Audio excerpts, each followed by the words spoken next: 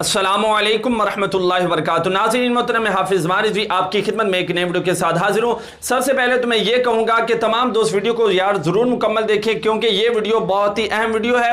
और ये वीडियो जो है, ये जो शरपसंद लोग हैं उनके मुँह पर एक ज़ोरदार तमाचा है कि जो फितना फसाद फैलाते हैं, आपने उनसे भी महफूज रहना है। नाज़रीन मोहतरम, आपको बताता चला जाऊँ, बहुत ही बड़ी ब्रेकिंग न्यूज़ और खुशखबरी की न्यूज़ है। उससे पहले गुजारिश है कि चैनल को सब्सक्राइब करके नोटिफिकेशन ऑल कर लें, ताकि इस तरह की न्यू अपडेट आपको बर वक्त मिलती रहे। नाज़रीन मोहतरम, आपको बताता चला जाऊं कि मुजद्दिद अल-फसानी सेमिनार हुआ, जिसमें डॉक्टर अशरफ आसफ जलाली साहब उन्होंने खिताब किया और उन्होंने हुकूमत वक्त को दो अल्फाज के अंदर ये वाज़ेह बात कह दी। उन्होंने कहा कि हमने पहले भी मुतालबा किया है और अब फिर मैंने अभी आपके सामने वीडियो भी रखता हूं। उन्होंने कहा कि हमने पहले भी मुतालबा किया है और अब फिर मुतालबा करते हैं कि अल्लामा साद हुसैन रिजवी साहब को रिहा करो और सैयद ज़हीर उल हसन शाह साहब को भी रिहा करो। और उन्होंने कहा कि ये जो मुतालबात हैं ये आपने गिनते रहना है। बाद में तुम कहते हो कि तुम अचानक उठकर आ गए हो, लेकिन अब हम बार बार तुमको कह रहे हैं, हुकूमत को वार्निंग दे दी है कि अल्लामा साद हुसैन रिजवी साहब को रिहा कर लो, नहीं तो फिर अगर हम मैदान में आए